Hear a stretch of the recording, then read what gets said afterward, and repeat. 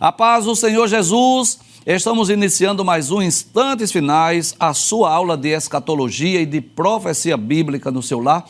E eu quero mais uma vez agradecer por sua audiência, por suas orações, a você que é aqui do Recife, você da região metropolitana, a você que nos acompanha através do YouTube, você da Zona da Mata, Norte e Sul, você do Agreste e do Sertão, aqui do estado de Pernambuco. Obrigado a você de outros estados, de outros países, quem sabe até de outros continentes que acompanham a nossa programação. Que Deus te abençoe, que as bênçãos de Deus continuem sendo derramadas sobre a sua vida, sobre a sua família. Seja muito bem-vindo aos Instantes Finais. E eu quero agradecer também a você que tem enviado a sua mensagem para nós. Diariamente nós recebemos dezenas de mensagens, de elogios, de parabéns. Também recebemos algumas críticas, algumas sugestões. E eu quero lembrar mais uma vez que a sua opinião é muito importante para nós. Se você deseja nos enviar uma mensagem, uma pergunta, uma crítica, orientação ou sugestão, anote aí, por favor, o número do nosso WhatsApp, que é o 994661010. Se você é um telespectador assíduo dos Instantes Finais, você sabe que nós estamos estudando sobre o ministério profético do Novo Testamento, este tema muito amplo, muito abrangente, muito maravilhoso, onde nós encontramos nas páginas do Novo Testamento dezenas de profecias acerca dos tempos do fim, acerca dos eventos futuros, e nós estamos aqui estudando algumas dessas profecias.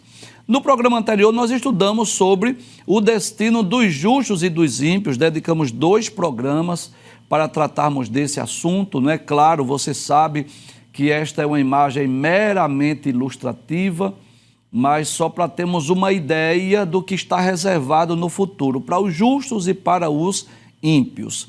E hoje, nós vamos estudar sobre o seguinte tema: a ressurreição e a vinda de Cristo, que já é um tema conhecido, né? Nós já tivemos a oportunidade de estudar esse tema em outras ocasiões, por exemplo, lá quando nós estudamos a primeira carta aos Coríntios, capítulo 15, versículos 51 a 58, lembra disso? Mas hoje nós vamos estudar mais uma vez esse tema, tomando por base o texto da primeira epístola aos Tessalonicenses, capítulo 4, versículos 13 a 18. É bom lembrar isso, que esses 2 temas, a ressurreição dos justos e a vinda de Jesus, foram abordados diversas vezes, principalmente pelo apóstolo Paulo em suas epístolas. O Espírito Santo de Deus se utilizou do apóstolo Paulo para trazer para a igreja de todas as épocas, não só aqueles destinatários originais, como, por exemplo, os crentes de Corinto, os crentes de Tessalônica, mas para a igreja de forma geral, acerca dessa esperança do salvo. E que esperança é essa, professor? Aqueles que morreram em Cristo, aqueles que morreram salvos, hão de ressuscitar. Seus corpos não ficarão lá na tumba fria. E os que estiverem vivos na ocasião do arrebatamento da igreja serão arrebatados para o encontro do Senhor nos ares. Então, diversas vezes, o apóstolo Paulo falou desses 2 temas em suas epístolas. E cada epístola em que ele trata esse tema, nós vamos aprender novas lições.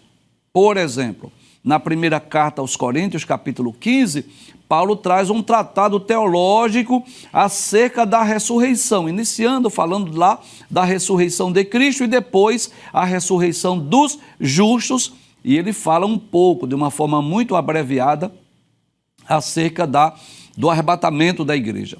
Já nesta primeira epístola aos Tessalonicenses, capítulo 4, versículos 13 a 18, que é um tema muito conhecido, é possível que você já tenha ouvido mensagens, estudos, pregações baseados nesse tema. É muito comum esse texto ser lido também em cerimônias fúnebres. Paulo vai tratar com mais detalhes acerca destas 2 doutrinas tão importantes para a fé cristã. Inclusive, é bom lembrar que nesta epístola aos Tessalonicenses, Paulo também está corrigindo alguns erros doutrinários que estava sendo difundido na igreja de Tessalônica. Muito bem, na introdução nós vamos dizer que um dos principais temas abordados nas epístolas paulinas é acerca da ressurreição dos justos e a vinda de Cristo. Diversas vezes Paulo ensina sobre estas duas doutrinas. Por exemplo, lá na primeira carta aos Coríntios, capítulo 6, versículo de número 14, Paulo vai dizer assim: ora, Deus, que também ressuscitou o Senhor, nos ressuscitará a nós pelo seu poder. Ele está falando aqui da doutrina da ressurreição. Já mencionei aqui, 1 aos Coríntios, capítulo 15, não vamos ler porque são 58 versículos, mas Paulo também aborda esse tema. Na segunda carta aos Coríntios, também, capítulo de número 4, versículo de número 14, Paulo diz assim: sabendo que o que ressuscitou o Senhor Jesus, nos ressuscitará também por Jesus e nos apresentará convosco. E além também de outros textos lá na Epístola aos Tessalonicenses, na segunda aos Tessalonicenses, capítulo 2, versículos de 1 a 4, primeiro aos Tessalonicenses, capítulo 1, versículo 10, enfim. Porém, na Epístola aos Tessalonicenses, Paulo escreve também para corrigir alguns erros doutrinários, pois os crentes de Tessalônica estavam pensando erroneamente que os irmãos que haviam morrido antes da volta de Cristo não seriam arrebatados. E nós já dissemos aqui em outros programas que um dos objetivos das epístolas era exatamente corrigir os erros doutrinários. Às vezes, falsos ensinos, heresias estavam sendo ensinadas na igreja. Em Tessalônica, por exemplo, o que é que estava ocorrendo? Os crentes que haviam perdido entes queridos estavam pensando assim: sei lá, meu pai morreu, minha mãe morreu e Jesus não veio. E pensavam que o parente havia perdido a salvação pelo fato de haverem morrido antes da volta de Cristo. Então, esse texto, a primeira epístola aos Tessalonicenses, capítulo 4, versículo 13 a 18, é também uma correção desta heresia, desse falso ensino, bem como uma forma de doutrinar, de ensinar a igreja acerca dessa dupla doutrina e também trazer uma mensagem de conforto, uma mensagem de consolo, uma mensagem de fé, uma mensagem de esperança para a igreja de Tessalônica. E é bom nós lembrarmos disso, que essa mensagem de esperança serviu não só para aquela igreja, mas para a igreja de todas as épocas. Devemos ver essas duas doutrinas, a doutrina da ressurreição dos justos, a doutrina do arrebatamento da igreja, como uma mensagem de conforto, uma mensagem de consolo, uma mensagem de fé, uma mensagem de esperança. Essa é a verdade. Se nós observarmos o cenário mundial pelos olhos físicos, pelos olhos humanos, pelos olhos naturais, nós vamos perceber isso, que estamos vivendo um dos momentos mais difíceis da história da humanidade. Essa é a verdade. Os homens, a humanidade, cada vez mais se distanciando de Deus, cada vez mais se distanciando da Bíblia, dos princípios estabelecidos na palavra de Deus. A humanidade caminha a passos largos para mais distante de Deus e distante da Bíblia. E a situação só tende a piorar, mas graças a Deus, quando nós lemos a Bíblia Sagrada, nós podemos ter uma mensagem de ânimo, uma mensagem de conforto, uma mensagem de consolo, uma mensagem de fé, uma mensagem de esperança. E que mensagem é essa, professor? Aqueles que morreram salvos hão de ressuscitar. Já estão guardados, já estão seguros, já estão no paraíso, mas hão de ressuscitar para desfrutar das benécias, das maravilhas, dos benefícios, dos privilégios que os salvos desfrutarão no futuro. E os crentes que estiverem vivos na ocasião da vinda de Jesus serão arrebatados, terão corpos gloriosos e incorruptíveis, e ambos os grupos, tanto os que morreram salvos, quanto os que forem arrebatados vivos, desfrutarão das benécias e das maravilhas que estão reservadas para os salvos. Inclusive, eu já quero, nesse momento introdutório, já convidar você que ainda não é cristão, que ainda não é evangélico, ou você que por alguma razão se afastou da igreja. Olha, Deus está te dando hoje mais uma oportunidade de voltar para a casa do Pai, de receber Jesus como teu Salvador pessoal, para desfrutar de todas essas maravilhas que estão reservadas para os salvos no futuro. Muito bem, no versículo 13, Paulo diz: não quero, porém, irmãos, que sejais ignorantes acerca dos que já dormem. Em outras palavras, Paulo está dizendo: eu não quero que vocês deixem de conhecer as verdades acerca do que irá ocorrer com os mortos no futuro. Esse verbo aí, os que dormem, está se referindo aos que morreram salvos, aos que morreram crentes. Este termo ignorantes aí não é aquela pessoa bruta, não é aquela pessoa estúpida, não. Esse termo, essa palavra ignorante tem o sentido de pessoas que não conhecem, pessoas que não têm conhecimento dessa doutrina. Então Paulo traz essa mensagem, essa doutrina, este ensino para os crentes de Tessalônica, dizendo: eu não quero que vocês deixem de conhecer as verdades, o que a Bíblia diz acerca da ressurreição dos mortos, o que a Bíblia diz acerca da vinda de Cristo, sobre aqueles que já morreram, aqueles que já dormiram. Não quero que sejais ignorantes acerca dos que já dormem, tem esse sentido. Eu não quero que vocês deixem de conhecer as verdades bíblicas acerca daqueles que já morreram salvos, morreram em Cristo. Aí ele diz: para que não vos entristeçais como os demais que não têm esperança. Que grupo é esse? Esses demais que estão tristes porque não têm esperança. Infelizmente é uma verdade. Paulo está se referindo àqueles que morreram sem a sua salvação, aqueles que morreram sem obter a maior dádiva, o maior galardão, o maior presente, o maior tesouro que um ser humano pode alcançar, conquistar aqui nessa terra, que é a sua salvação. Essa é a verdade. Nem todos os que morreram serão salvos. Nem todos os que morreram terão direito à salvação. Por isso que Paulo diz: para que não vos entristeçais como os demais que não têm esperança. E você sabe disso. Se alguém me perguntar: professor, tem alguma coisa pior do que a morte? Eu vou dizer: tem. E o que é, professor? A morte de uma pessoa não crente. Porque quando morre alguém crente, alguém salvo, alguém que realmente experimentou o novo nascimento, que teve uma experiência com Cristo, e essa pessoa morreu salva, isso traz para nós uma mensagem de fé, de consolo, não é? É aquela certeza, sabe, que a pessoa está bem, está melhor do que nós, está guardado, está seguro, está no paraíso, está com Cristo.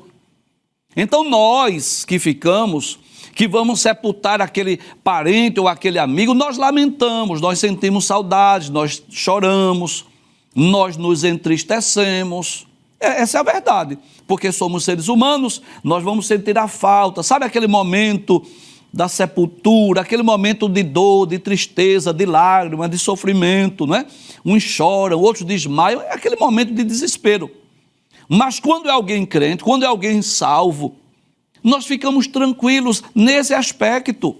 Saber que a pessoa está melhor do que nós, saber que um dia nós vamos reencontrar, saber que a pessoa vai ressuscitar um dia. Agora, seja sincero, quão trágico é sepultar alguém que a gente sabe que não é salvo, que não teve uma experiência de salvação, que não teve oportunidade de se arrepender, porque essa é a verdade. Tem pessoas que ficam dizendo assim, quando eu estiver já morrendo eu vou ser crente. Aí eu pergunto, e você sabe quando você vai morrer?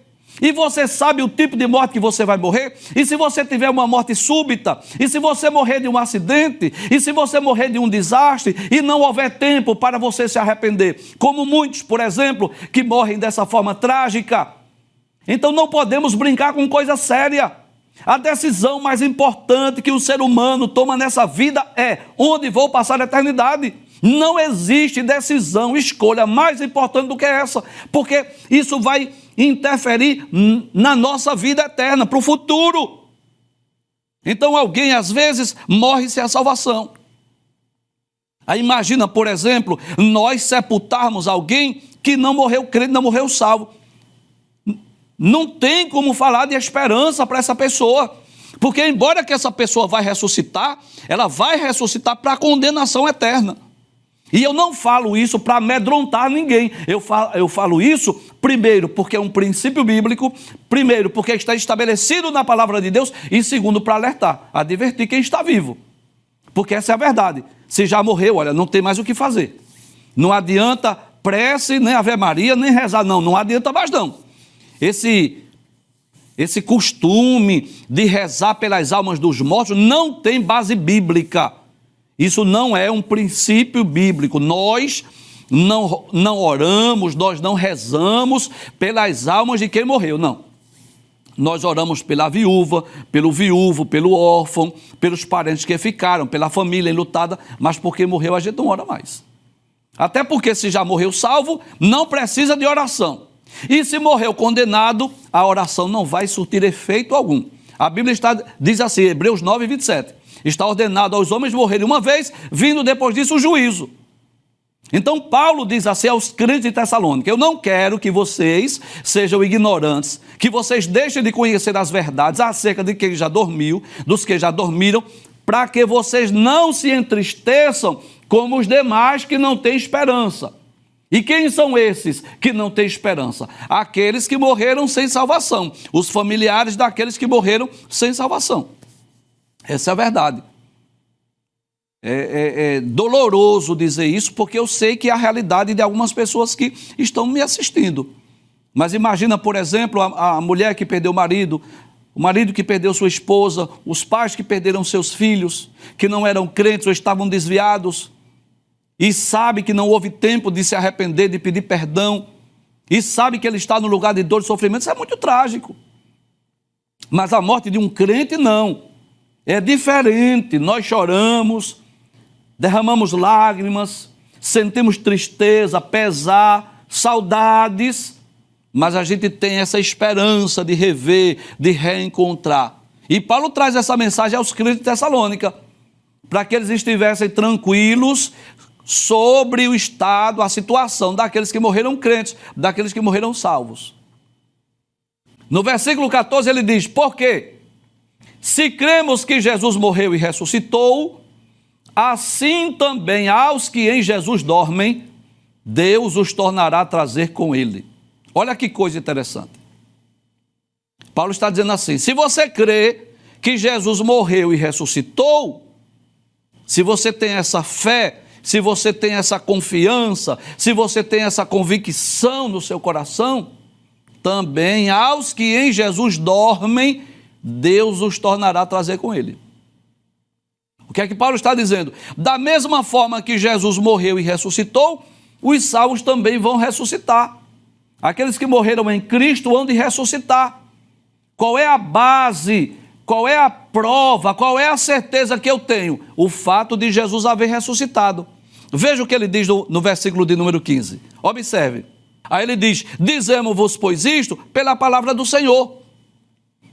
Eu não estou aqui falando de filosofias humanas. Eu não estou aqui pregando ensinos humanos, baseados em teologias, baseados em filosofias. Não, eu estou tomando por base a palavra do Senhor. E o que é, Paulo, que tu tens a ensinar? Ele diz que nós, os que ficarmos vivos para a vinda do Senhor, não precederemos os que dormem. Paulo está falando daquele grupo de pessoas que estarão vivas na ocasião do arrebatamento. O que Paulo está dizendo é que nós não seremos arrebatados antes que haja a ressurreição dos mortos. Paulo está dizendo que haverá um grupo de pessoas que estarão vivas, os salvos na ocasião do arrebatamento, que não serão arrebatadas antes que os mortos ressuscitem. Em outras palavras, Paulo está dizendo, aqueles que morreram crentes, aqueles que morreram salvos, eles vão ressuscitar. Eles vão, sua alma e espírito descem lá do paraíso, vão voltar à terra, claro, frações de segundos, para ressuscitar em corpos gloriosos e incorruptíveis, e esses dois grupos subirão juntos ao encontro do Senhor nos ares. Veja o que ele diz no versículo 16. Ele diz assim, porque o mesmo Senhor descerá do céu. Quem é que vai descer do céu? O mesmo Senhor que foi morto, que foi crucificado, o mesmo Senhor que deu a sua vida lá na cruz do Calvário, o mesmo Senhor voltará do céu, descerá do céu. A primeira vinda dele, ele veio como homem. Na primeira vinda dele, ele sentou-se no banco de réu. Na primeira vinda dele, ele foi morto, ele foi crucificado. A primeira vinda de Cristo, ele veio com o objetivo de nos comprar para Deus. Hebreus 9, 28 diz isso. Que ele veio a primeira vez para dar a vida, para nos comprar para Deus. Mas aparecerá a segunda vez sem pecado para os que o esperam para a salvação. Então Paulo diz, o mesmo Senhor descerá do céu. E como é que ele vai descer, Paulo? Aí Paulo vai dizer, primeiro com alarido. Alarido fala de quê? De barulho. Haverá nas regiões celestes um barulho, um toque de corneta, um anúncio, que chegou o momento do arrebatamento. Por quê? Porque o Deus Trino já sabe o dia e a hora, o Deus Trino já sabe a ocasião, mas os seres angelicais não sabem, que eles não são oniscientes.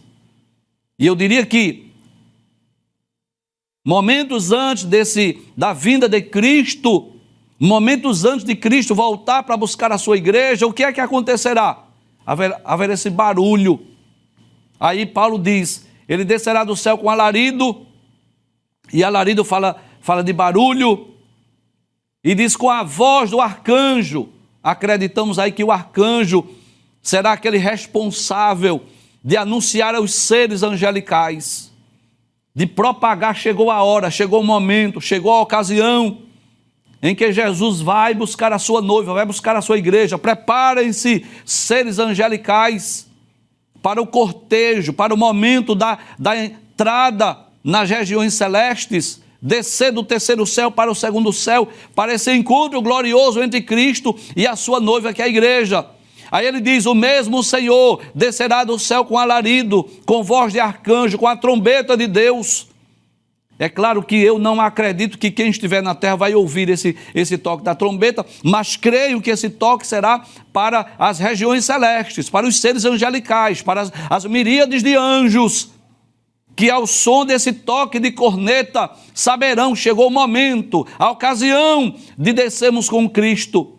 Aí ele diz, com voz de arcanjo e com a trombeta de Deus, e os que morreram em Cristo ressuscitarão primeiro. E quem são esses que morreram em Cristo? Os salvos, os justos. E nós cremos aí que estão inclusos tanto os crentes do Antigo Testamento quanto os crentes do Novo Testamento, tanto os salvos da Antiga Aliança quanto os salvos da Nova Aliança. Porque Jesus morreu não só pelos crentes da Nova Aliança, ele morreu por toda a humanidade. Então aqueles hebreus, aqueles israelitas, que levaram a Deus os seus holocaustos, as suas ofertas, os seus sacrifícios, e tinham esta fé, essa crença, que haveria uma transmissão do pecado do hebreu para aquela ovelha, e aquela ovelha que seria morta, seria imolada, sacrificada pelo sacerdote, representava o Cordeiro de Deus no futuro. Esses também serão salvos. E onde é que estão hoje? Estão lá no paraíso, estão guardados, estão seguros, estão vivos, estão acordados, estão em plena consciência, têm plena lembrança de tudo. E já estão no lugar de gozo, já estão no lugar de alegria, já estão na presença de Cristo, mas estão aguardando esse momento, que é a expectativa do crente, do salvo, da igreja, que Cristo voltará, onde eles hão de ressuscitar em corpos gloriosos e incorruptíveis. Então, a sua alma e espírito estão no paraíso, mas ainda hão de experimentar a transformação do corpo, quando o corpo mortal será revestido de imortalidade. O corpo corruptível será revestido de incorruptibilidade. E esse corpo será revestido de glória, receberão um corpo semelhante ao de Cristo. Aí ele diz, o mesmo Senhor descerá do céu. De que forma? Com alarido, com a voz de arcanjo, com a trombeta de Deus, e os que morreram em Cristo ressuscitarão primeiro. Agora isso, frações de segundos. Não significa dizer que eles vão chegar no céu primeiro que nós. Eles vão descer para ressuscitar primeiro. Aí Paulo diz, depois nós, os que ficarmos vivos, seremos arrebatados juntamente com eles nas nuvens. Olha que coisa maravilhosa. Então, os salvos que estiverem vivos na terra serão arrebatados para o encontro do Senhor nos ares. E eu sei que isso parece um absurdo. Eu sei que as pessoas zombam, escarnecem dos crentes e fica perguntando, quem já viu? Como é que pode um ser humano morar no céu com Deus? Aí eu vou dizer que isso é possível e a Bíblia mostra isso. Há 2 exemplos na Bíblia de pessoas que foram trasladadas, que foram levadas ao céu. Embora que Deus não tenha a obrigação de nos provar nada, mas ele demonstrou isso. O primeiro foi Enoque, capítulo 5, versículo 24 do livro de Gênesis. Veja o que diz a Bíblia Sagrada. Gênesis, capítulo de número 5, versículo de número 22 a 24. E andou Enoque com Deus, depois que gerou a Metusalém 300 anos e gerou filhos e filhas. E foram todos os dias de Enoque 365 anos. E andou Enoque com Deus, e não se viu mais, porquanto Deus para si o tomou.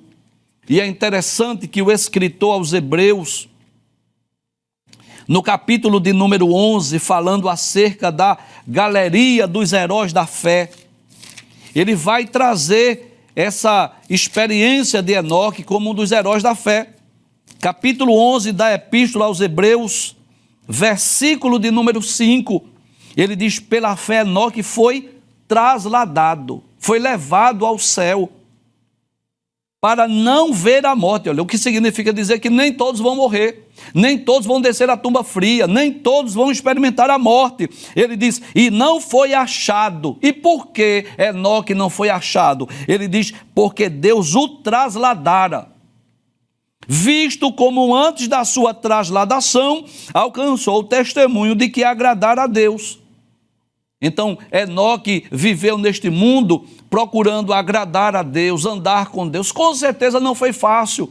Foi criticado, foi rejeitado, foi desprezado, foi menosprezado, foi ridicularizado. Eu não tenho dúvida disso. Mas a vida de Enoque agradou a Deus.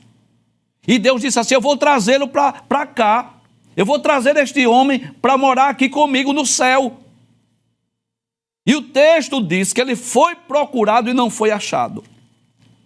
O outro exemplo que você já conhece é o exemplo de Elias.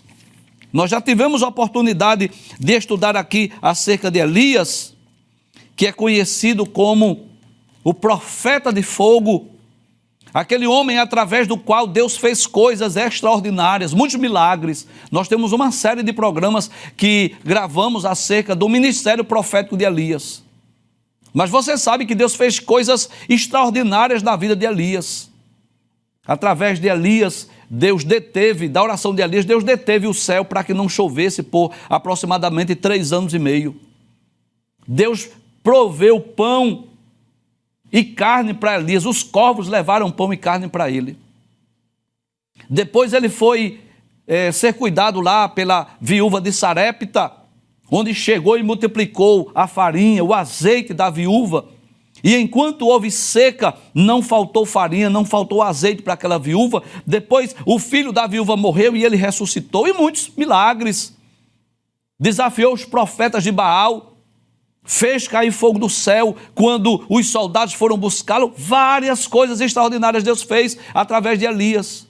E Deus achou por bem levá-lo para si. E quem impede, se é vontade de Deus? E embora não esteja explícito isso na Bíblia, embora não tenha nenhum texto que diga que Deus levou esses dois homens para provar que isso é possível, mas eu posso dizer sim, que a trasladação de Enoque e a trasladação de Elias são provas irrefutáveis de que é possível sim os homens morarem com Deus no céu. Capítulo de número 2 do segundo livro dos Reis, versículos 9 a 11. Sucedeu, pois, que havendo eles passado, Elias disse a Eliseu: pede-me o que queres que te faça, antes que seja tomado de ti. Olha que coisa interessante. Elias sabia, Deus havia dito a ele que ele seria trasladado. E disse a Eliseu: peço-te que haja porção dobrada de teu espírito sobre mim. E disse: coisa dura pediste, se me vires quando for tomado de ti, assim te fará, porém, se não, não se fará. E sucedeu que, indo eles andando e falando, eis que um carro de fogo, com cavalos de fogo, os separou um do outro, e Elias subiu ao céu num redemoinho. Então, Deus deixa provas, Deus deixa evidências. É como se Deus dissesse assim: eu sei que a humanidade vai se afastar de mim, que muitos se tornarão incrédulos, muitos não irão crer nisso, mas eu quero provar que isso é possível. E o que acontece? Deus leva esses dois homens para si, para mostrar essa realidade. E a igreja, nós estamos com essa responsabilidade. E eu quero falar agora exclusivamente a você que é crente, você que é salvo. Não tenha medo, não tenha vergonha de falar do arrebatamento. Ainda que alguém não creia, ainda que alguém ridicularize, não se preocupe não. Sabe por quê? Nós não fomos chamados para convencer ninguém. A nossa missão, sabe qual é? É pregar e ensinar. Pregar e ensinar. Quem convence é o Espírito e quem se converte é o pecador. Se alguém ouvir esta palavra e crer, glória a Deus por isso. Se alguém ouvir essa mensagem e se arrepender, louvado seja Deus por isso. Se aqueles que ouvirem, crerem, se arrependerem, confessarem a Jesus e sejam salvos, bendito seja o nome de Jesus para sempre. E se as pessoas não crerem, professor, eu vou continuar pregando, eu vou continuar ensinando. Agora, uma coisa eu sei. Isso eu tenho certeza no meu coração. Que um dia todos saberão que a Bíblia é verdadeira. Todos vão saber disso. Que a Bíblia é verdadeira. E quer que eu lhe diga uma coisa? Eu vou lhe dizer. O programa Instantes Finais, o professor Givanildo Hermano será lembrado lá no dia do juízo final. Muitas pessoas estão tendo a oportunidade de ouvir essa mensagem através da Rede Brasil de Comunicação. E lá no dia do juízo final, Deus vai dizer assim: você teve a oportunidade de ouvir, você não é inocente. Você ouviu a mensagem lá, as pregações, os estudos, através da Rede Brasil. Você não se converteu porque não quis. Então não vou me acovardar. Eu vou ensinar aquilo que está na Bíblia e Deus propôs no meu coração. Eu não vou deixar de ensinar. Ainda que as pessoas não creiam, ainda que as pessoas ridicularizem. Eu não vou parar de pregar nem ensinar por isso não. Porque eu tenho certeza que a Bíblia é inerrante, a Bíblia é infalível. Tem uma série de programas que eu gravei sobre isso. A infalibilidade das profecias bíblicas. De Gênesis a Apocalipse, nós estudamos dezenas, acho que centenas de profecias. Não são todas, né? Selecionamos algumas que provam que a Bíblia é infalível, que a Bíblia é inerrante, que a Bíblia é a palavra de Deus. Então, se as pessoas não querem crer, é um direito seu. Não quer acreditar, é um direito seu. Você quer ridicularizar, é um direito seu. Agora, uma certeza eu tenho, que no futuro todos saberão que a Bíblia é verdadeira. Haverá uma cena que todos os seres humanos de todas as épocas vão presenciar. É o juízo final. Eles verão de um lado o trono de Deus e os salvos de vestes brancas e resplandecentes, em corpos gloriosos e incorruptíveis. E do outro lado a multidão dos condenados, que com certeza será maior. É com pesar no meu coração, mas essa é uma verdade. A multidão dos condenados será maior. E aquela multidão dos condenados olharão para os salvos, olharão lá para o trono e assim, rapaz, é verdade, a Bíblia é verdadeira. Pregaram para mim, eu não criei, eu não acreditei, eu ridicularizei, mas eu agora descobri que a Bíblia é verdadeira. Só que aí vai ser tarde demais. Então eu creio no que a Bíblia diz. Aí Paulo diz, depois nós, os que ficarmos vivos, seremos arrebatados juntamente com eles nas nuvens. Para que, Paulo? A encontrar o Senhor nos ares. Olha que coisa maravilhosa, e assim estaremos sempre com o Senhor. Como quem diz assim, para nunca mais nos afastarmos dele, para nunca mais nos separarmos dele, nós estaremos sempre com o Senhor. Como quem diz, quando Cristo desce para reinar, reinaremos com ele. Quando Cristo subir para Nova Jerusalém, subiremos com ele. Nunca mais nós nos separaremos de Cristo. E Paulo conclui essa palavra dizendo assim no versículo de número 18. Portanto, consolai-vos uns aos outros com estas palavras. Sabe o que Paulo está dizendo? Paulo está dizendo que essa mensagem, o objetivo dessa doutrina, o objetivo desse ensino, não é causar medo, não é causar pânico, não é causar pavor nas pessoas. O objetivo não é amedrontar ninguém, não. E qual é o objetivo? Trazer uma palavra de consolo, consolar uns aos outros. Paulo está dizendo assim, quando você encontrar alguém triste, diga para ele, Jesus está voltando. Quando for a um sepultamento de um crente, de alguém salvo, diga à família assim, olha, está melhor do que nós, ele vai ressuscitar, nós vamos nos encontrar. Então, o objetivo dessa doutrina é trazer uma mensagem de conforto, de fé, de alegria, de ânimo, de esperança. É saber que, mesmo quando o crente morre, não é o fim de tudo, é o fim de uma vida terrena, claro. É o fim de projetos humanos, claro, isso aí nós sabemos.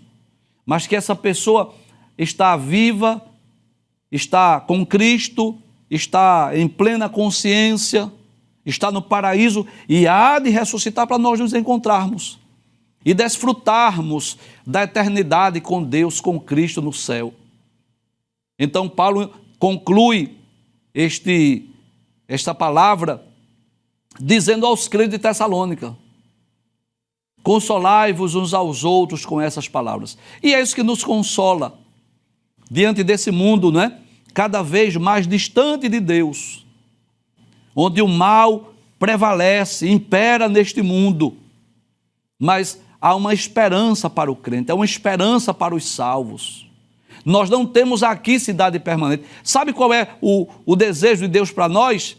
É que quanto mais as coisas estejam ruins, piorando, mas a gente possa orar, Maranata, ora vem, Senhor Jesus. O sentimento nosso, sabe qual é? É o sentimento dos hebreus, quando estavam lá no Egito, sendo açoitados, sendo perseguidos, oprimidos por Faraó. E qual era o sentimento deles? Nós vamos sair daqui. A nossa terra não é aqui, nossa terra é em Canaã. E assim somos nós. Que nós possamos usar esse texto com esse objetivo de confortar, de consolar uns aos outros. Dizer, Jesus está voltando. Dizer aos parentes dos crentes que morreram salvos, um dia vai ressuscitar, um dia nós vamos nos encontrar. E um dia, juntos, estaremos com Cristo e o que é melhor, para nunca mais nós nos separarmos dele.